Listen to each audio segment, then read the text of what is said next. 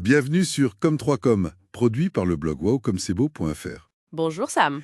Aujourd'hui, on explore un phénomène psychologique assez fascinant, qui influence nos choix sans qu'on s'en rende toujours compte, l'effet leurre. C'est ça, un biais cognitif souvent utilisé en marketing, n'est-ce pas? pour orienter un peu les décisions d'achat. On va décortiquer ça ensemble. Exactement. Alors, pour commencer simple, qu'est-ce que c'est l'effet leurre? Si je comprends bien, c'est quand on ajoute une troisième option, c'est ça? Une option souvent moins intéressante? C'est tout à fait ça. Et cette option, elle modifie notre perception des deux autres.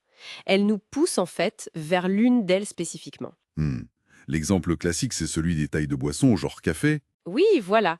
Imaginez, un petit café à 2 euros, un grand à 4 euros. Bon, le choix dépend de votre envie. D'accord? Mais si on ajoute un café moyen à, disons, 350. Ah oui, là, ça change tout. Exactement. Ce moyen, il paraît cher pour ce qu'il est, comparé au grand. Du coup, Du coup, le grand à 4 euros semble soudainement une super affaire. Meilleur rapport quantité-prix, quoi. précisément, même si on n'avait pas forcément besoin du grand au départ. Malin, hein? Carrément. Et d'où ça vient, cette idée? Qui a travaillé là-dessus? Alors, ça a été pas mal étudié, notamment dès les années 80. Le psychologue Dan Ariely est souvent cité pour ses travaux là-dessus. D'accord. Et le constat principal, c'est que nos choix sont, Manipulable. disons, influençables par ces options leurres, oui.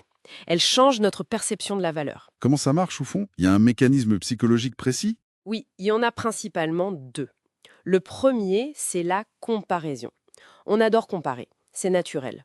Le leurre y donne un point de comparaison qui rend l'option cible plus avantageuse. D'accord, ça facilite le choix en créant un contraste. C'est ça. Et le deuxième mécanisme, c'est lié à la perception de la valeur. Le leurre influence notre jugement sur le rapport qualité-prix ou caractéristique-prix.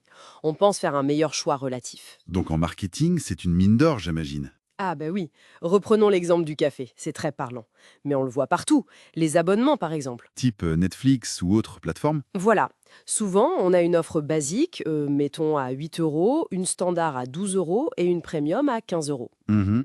Parfois l'offre standard, elle offre peu d'avantages réels par rapport à la basique pour la différence de prix. Et du coup, elle sert à quoi? Eh bien, elle rend l'offre premium à seulement 3 euros de plus que la standard beaucoup plus attractive.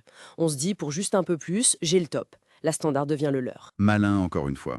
Donc pour les entreprises, les avantages sont clairs. Plus de ventes, surtout des produits ou services plus chers. Oui, une meilleure perception de la valeur des offres haut de gamme, une augmentation du panier moyen. C'est très efficace. Mais pour nous, les consommateurs, il y a des inconvénients, j'imagine. Ben oui, forcément.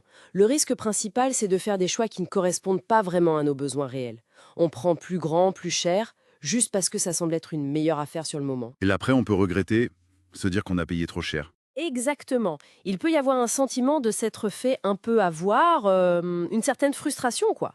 Surtout si on réalise qu'on n'utilise pas les options supplémentaires pour lesquelles on a payé. Bon, alors, comment on fait pour éviter de tomber dans le panneau? Est-ce qu'il y a des astuces? La première chose et la plus importante, c'est déjà d'être conscient que ça existe. Savoir que cette technique est utilisée, ça aide à rester vigilant. Prendre conscience du biais, d'accord. Ensuite, Ensuite, prendre le temps. Ne pas se décider dans l'urgence. Regarder les options, oui, mais essayer de les évaluer par rapport à ses propres besoins réels. et se demander, est-ce que j'ai vraiment besoin de ça, plutôt que quelle est la meilleure affaire entre ces trois-là? C'est exactement ça. Évaluer selon ses propres critères, besoins, qualité réelle, et pas juste sur la base de la comparaison immédiate des prix ou des offres présentées. Se recentrer sur la valeur absolue pour soi, pas juste la valeur relative.